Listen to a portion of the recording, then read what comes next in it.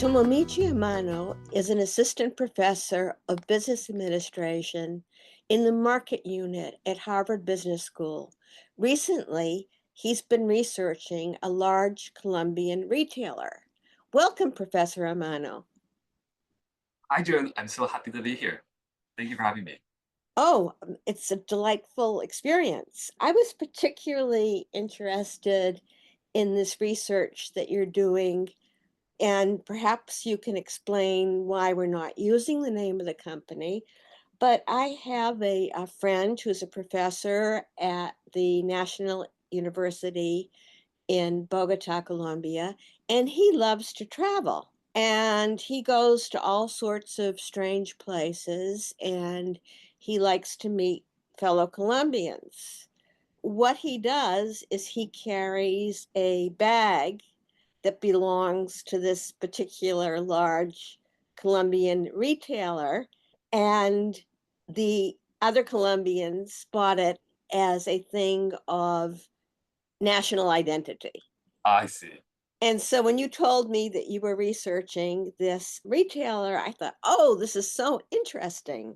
So, first of all, could you tell us why we're not using the name of this retailer? This is a project that's joint work with my colleague in the strategy unit in the business school, Jorge Tamayo, who is from Colombia. And so we're both working this data set from this large retailer and trying to understand what's happening.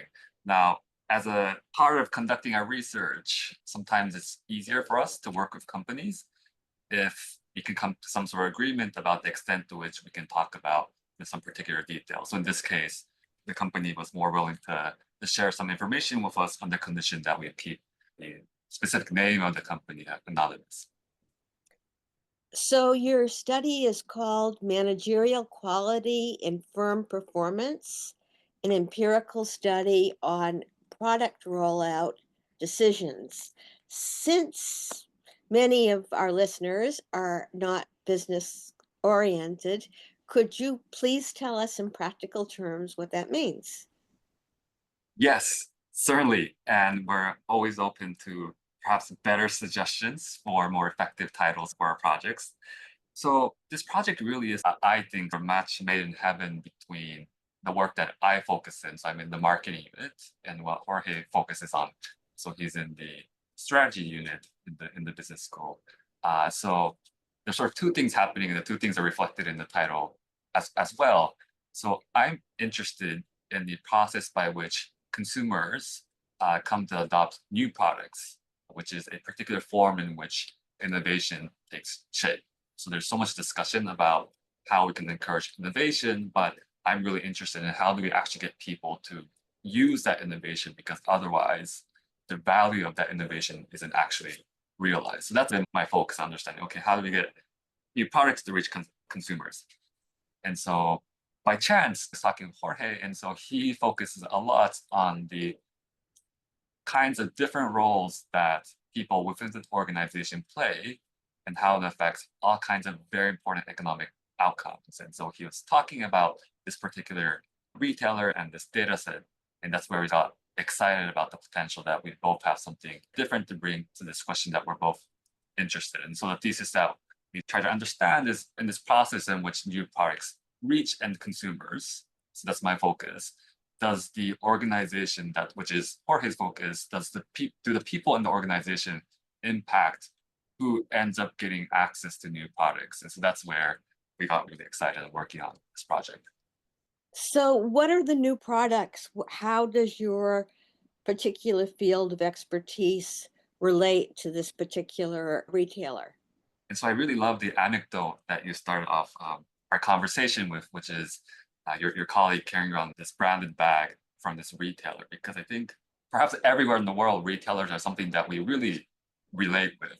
So certainly, so I'm from Japan, and so if someone is walking around with a Uniqlo bag or some sort of another brand, sometimes I see around in Boston, but if they're walking around with these bags, I get excited because I relate to it. And I think it speaks to this fact that retailers are really a key channel in which we just visit so frequently. So average American visits a retailer 6 to 7 times a month. And the key is that we get exposed to so many new products on the shelves of those stores. And so the average store might have something around the lines of 40,000 or so new products. And that's actually about the exact same magnitude of number of new products that are introduced into shelves of the stores that we visit. The stores or the shelves that we visit, things like cereal, right? We see all kinds of new products all the time, and they're happening so frequently. And retailers are just such a key venue for us to witness this kind of innovation. So are these products that you're seeing at this retailer, are they Colombian products? Are they imported? What are they?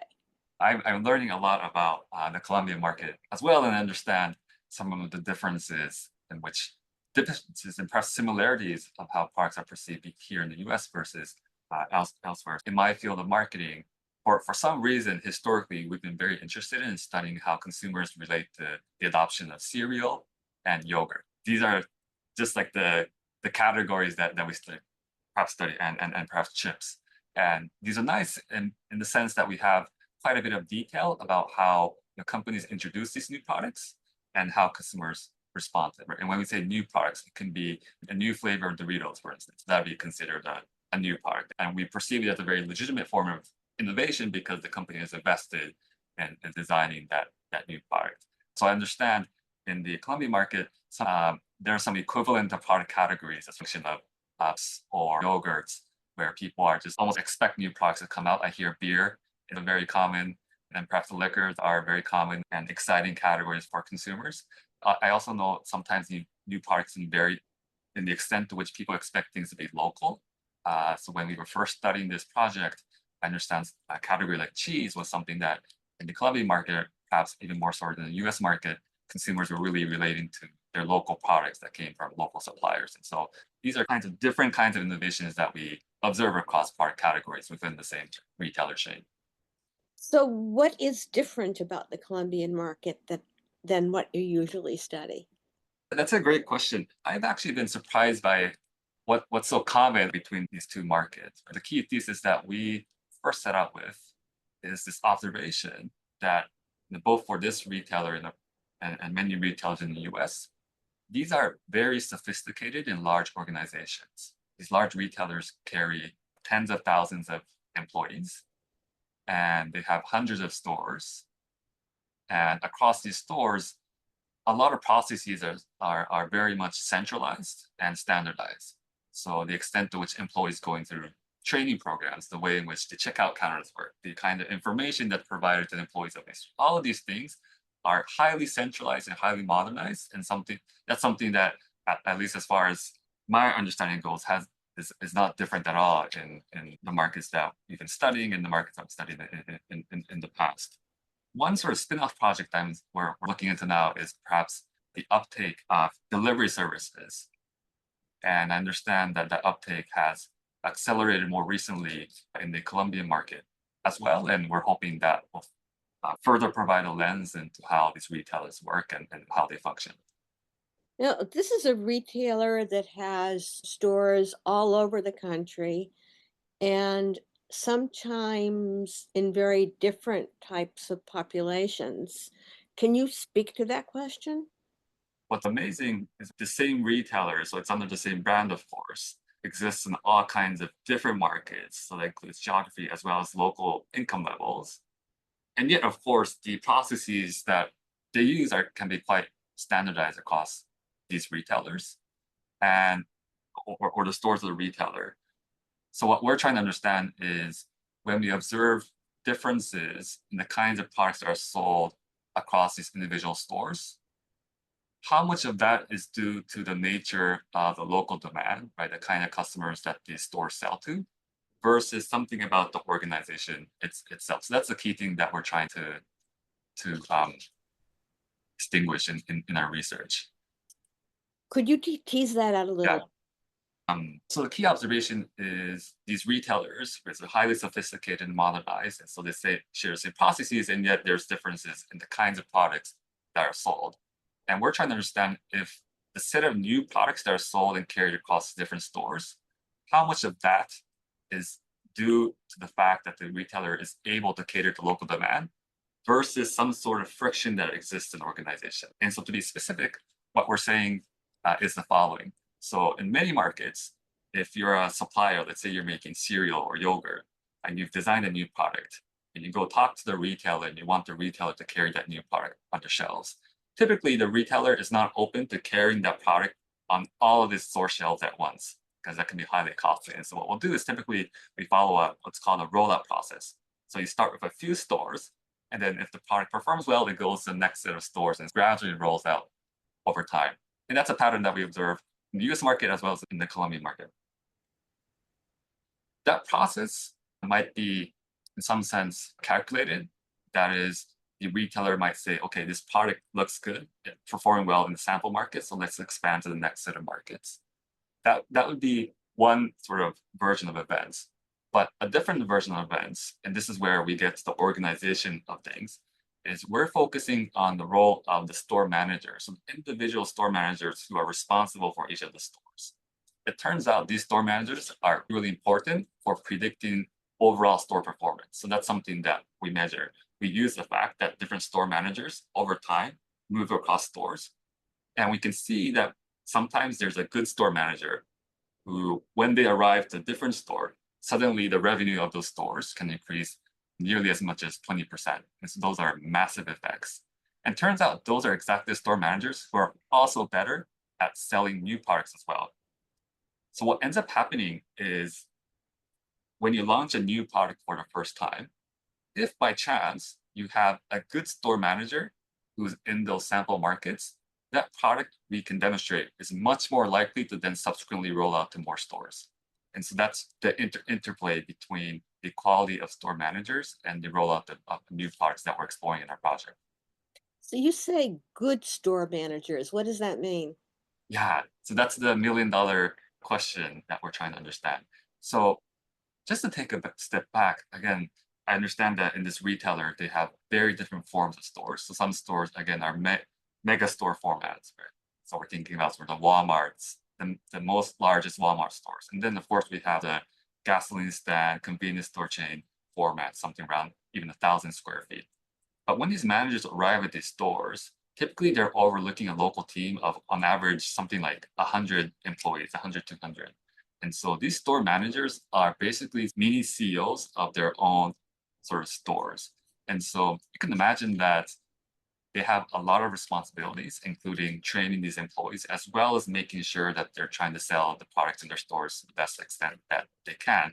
But as a result, there's large disparities of how much managers are able to sell things. So some managers are really good at selling products in their stores. Others are. And again, that makes sense because there's so many things happening and people can pay attention to different things. It seems in our case, the managers that we measure to be good are somehow perhaps better at paying attention to things that should really matter for them. So we know that these managers are compensated based on the revenue that they generate in their stores. And therefore, the more effective managers seem to be paying more attention to product categories that generate more revenue for them in the stores that they work in. And so that's one feature that's correlated with managers who are more able to sell new products effectively. So I don't think of store managers getting out onto the floor and telling their consumers, "Hey, did you try this new cereal?" How does that work in practice? Yeah, and that's almost part of a puzzle. And perhaps this is the marketing nerdy part of me. So typically in these organizations, modern retailers, a lot of things are actually determined at retailer headquarters. Right? So when you go to any store, any modern retailer, what product you place on which shelf is almost micromanaged by retail headquarters. The prices that you set typically are set by retail headquarters as well. So on the one hand, you might imagine store managers would have very little impact on actually affecting store outcomes. But it turns out it's not the case because at the end of the day, the extent to which, say, price changes that are pushed through from store headquarters is actually implemented on the ground is a function of how well the store manager is paying attention to that and is willing to implement this. It's also a function of the kind of motivation he or she can provide to their employees. It's also a function of perhaps a little bit of creativity on the part of the manager. So we know even though product placement on the shelves themselves tend to be centralized, there are you might have seen this in many stores here too, so-called end caps, right? So the edges Mhm. of store shelves, or things that you place next to the checkout counter. These things tend to be, there's a bit more freedom that's given to the store managers. And so sometimes they can use that to their advantage. We also know they can create their own sort of, say, new product tags to really make new products stand out. And that's another way in which they can say, essentially, hey, please buy a new product. You totally astonished me with this 40,000 figure. Is that 40,000 per year or 40,000 per what? Yeah, 40,000 per year in the US. And that's a figure that I'm just bringing from a major market research firm in the US. And again, that includes both in our study what we call less novel product, right? So that's sort of extensions of existing products. So Doritos exists, and now you might have Dorito. I don't know what the newest hit is, but you might have a variation of a Doritos. It's that we might expect to be for product extension. We suspect that most of the new products that we observe are of that flavor, but certainly we also have more fundamentally new products, that is, new brands that we have not seen before in the past, and manufacturers creating those new products. And that figure carries over to Colombia, or how does it relate to Colombia? That's a great question. So actually in our data set, I believe we so I can't speak to the overall aggregates, but in our data set, about 30% of new products that we observe in the data, 30% of products that we observe in the data are new products. And so we don't think the frequency is any lower in Colombia. We know, again, perhaps that local suppliers play a massive role in contributing to this. And so we're seeing a very large number of suppliers contribute and perhaps being an essential role in supplying new products. The other thing that I can speak to is the important role that these new products play in contributing to the growth of the store. So again, as a store manager, you're really interested in making sure the sales of your store is not only maintained, but perhaps growing. And new products, again, in this context of this Colombian retailer, really does contribute to the growth of an average store and the average quarter. To the magnitude, about 2 to 3% comes from that new product that's just been constantly introduced into the stores. And that's, again, another argument for why we really think managers are really paying attention to the new products in their stores.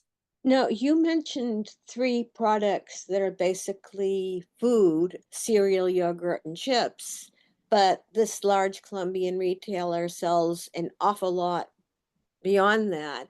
What other sort of new products would we be encountering? Yes, that is a great question.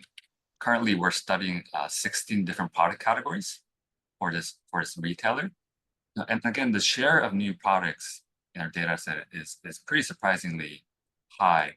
We know, again, beers are categorized by a very high share of new products. So overall, we observed data for about 2.5 years. During that 2.5 year overall, nearly 50% of the products that we observe are new products for the beer category. We observed things like cookies, which also apparently have a very high share of new products and perhaps very high share of sales overall. Interestingly, liquors, another category study, has a somewhat lower share of new products. But overall, we study a range of products from yogurts and sodas and ice creams, all the way to grains and cooking oils and hydration drinks. And so quite a range of products. Are there any, I don't know how you would say that one, non-food, but I don't mean alcoholic, the department store type aspect? Yes. So currently so firstly, I think it's, people's perception of what category drinks falls into can be highly debatable. But overall, we're studying things that tend to be consumed, and we're sort of sticking to that. And again, that's just more reflective of categories in which we think a more frequent product introduction tends to be happening. Did you make that decision right away, or was there a process of getting to that? That's a great question. So just to take a step back, one of the big questions of this project, why does this matter, relates to some ongoing policy investigations here in the US as well as perhaps elsewhere in the world, which is the extent to which retailers are either hindering or fostering the introduction of new products, particularly for those products from smaller suppliers. The idea is in many economies, turns out these retailers tend to have a close working relationship with large established manufacturers. The concern is that because of that relationship, it becomes harder for smaller companies or perhaps for entrepreneurs to make a new product and have their product actually delivered to the stores where they need access to the stores to sell the new products, but then that might not happen because of these relationships. And so that's why to get to the bottom of this, we're following the approach of regulators here in the US and focusing on product categories where there's a bit more a constant flow of new products and seeing whether that concern, which policymakers so far have focused at the sort of manufacturer retailer pair level. So typically they're interested in looking at those relationships across retailers. The point we're trying to make is even within a retailer, large and small suppliers might be playing a different game. So actually, we find out to the point of our research findings that when a new, what we call a high type manager, a good manager arrives in the store, he or she is more able to sell new products. We can demonstrate that, therefore, that product gets rolled out subsequently to more stores. But we also find that the extent to which that happens is a little bit more limited if the product comes from a small supplier. And at least that's part of the story of why perhaps products from small suppliers is more difficult to obtain. At the first layer, they have more harder times perhaps at getting into retailers in the first place. We're saying on top of that, because of the interaction between the individual managers and the retailer, it might also be the case that they have a harder time rolling out that new product individual stores within the retailer, even if they get into that retail chain. Now, when you talk about small suppliers, are you generally talking about Colombian suppliers or imports? So we aren't able to make that distinction, but the small suppliers, certainly most of them we're able to categorize as being local suppliers. And that's why that was part of our interest for looking at things like cheese, where perhaps because they're perishable, they have to rely more on these local suppliers. And we studied the extent to which those features affect rollout. And again, small suppliers tend to have a harder time. So I'm not sure this has to do with the focus of your study, but I'm very curious in the United States when we think about going to a store, say to buy some food, we're probably thinking in terms of our local supermarket or a big box store that might be further away. And very occasionally, we might go to a farmer's market, but it's more of a lark than it is an alternate source of supply. When you're looking at Colombia and much of Latin America, you're looking at big competitions from the local fruit stand, your farmer's market. In Bogota, you have Palo Quemao. I don't know if you've been there, which is, oh, you have to go. It is this huge fruit and vegetable open air emporium. And people shop different ways, and they're making a decision when they decide to go to this major Colombian retailer. So, do you have any sense on how people make these choices? And is the new product strategy part of how they make these choices? So certainly when we started this project, we were quick to realize, I suppose, some of the differences in terms of the overall market structure of how the sector works. So I understand that so-called non-chain retailers in Colombia play a much larger role. And so the statistics I have, they play 73%, they have 70% of the market share. And then the five largest chain players have about 20% of market share, whereas those numbers would be much more skewed towards the large retailers here in the US. Mhm. This certainly is more conjecture, but we're actually witnessing something perhaps a bit similar here in the US as well. So a while ago, there were a host of not just academics who were really interested in understanding the so-called Walmart effect, which is in many markets, when Walmart enters for the first time, it can have an impact on the composition of local businesses. And there's a lot of debate, as I understand, around whether that's good for the economy overall. More recently, there's been further innovation in terms of retail format. So more recently, dollar store expansions have played another role in further deepening the reach of these chain retailers to even more small local markets where again a similar dynamics happening where it's becoming a bit harder perhaps to visit traditionally small local players. My understanding is perhaps a similar dynamic is playing in the Colombian market, but I won't try to conjecture any more than this. Uh-huh. So when's the next time you're going to Colombia? Yes, so I understand my co-author has a lot that he wants to show me in Colombia.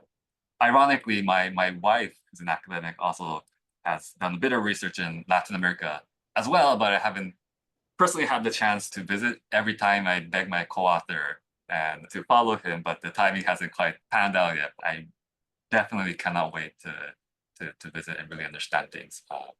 So your part of the research has been done entirely online and through calls and things like that? That's right.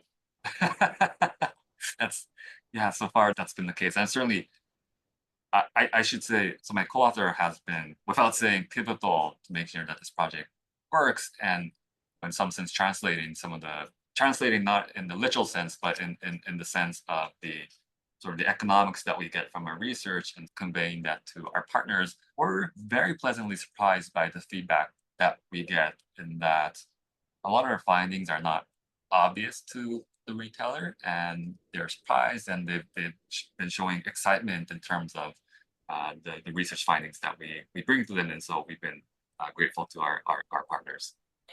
Can you share a couple more of those research findings? The key thing has to be just the impact of these individual managers. One challenge from the perspective of the organization is, this retailer, like many, again, has hundreds of stores. Of course, they have hundreds of managers who are overlooking these stores. A key challenge is, how do you assess who's a good manager versus not? This retailer has put in quite a bit of effort into training their managers as well. So they have a host of training programs that the managers go through. We find that the correlation between the frequency and the extent to which managers have received this training and the managerial quality that we measure through our approach is not all that correlated. So it's positively correlated, but not that correlation is not strong. So that's to say, there's something that's sort of still missing. There's something about individual managers that existing training methods or existing other kinds of demographics like age or tenure at the retailer can't quite predict well. And that's where our partners are quite interested. Of course, defining that then that interacts with how new products roll out is another layer that they've been excited to hear. Do you think this is an unusual story in your findings, or could you translate it out to other retailers? We definitely think this is not unusual at all. And so the extent to which we find dispersion in manager quality is the same everywhere. And so there's a similar study that runs somewhat of a similar exercise here in the US, and they find very large variation in manager quality as well. It's been a fundamental question in economics around why is it that some firms perform better than others? And again, that dispersion is large. And so I think overall it speaks to this fundamental feature of organizations, which is the bigger your organization gets, you just end up having people who are good at some skills, and then you have people who are good at other skills. And so that dispersion can show up over time. And I think the point we're trying to make is, well, sometimes that can have almost unintended consequences, in this case, of the rollout of new products and innovations. So, has this study whet your appetite for working in Latin America? Yes.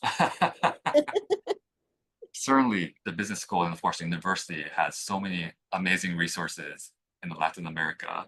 And of course, my wife talks about it all the time as well. And so I certainly think it's an amazing lens to understand, hopefully, economic phenomenon that's unique to this region, but also that's common across region and something that all businesses can look from. Thank you. Is there anything you would like to add? No, I think I really appreciate this opportunity to share my research and Thank you. Thank you for joining Faculty Voices. We've been talking to Tomomichi Amano. He's Assistant Professor of Business Administration in the Market Unit at Harvard Business School. Recently, he's been researching a large Colombian retailer. Thank you for joining us. thank you so much.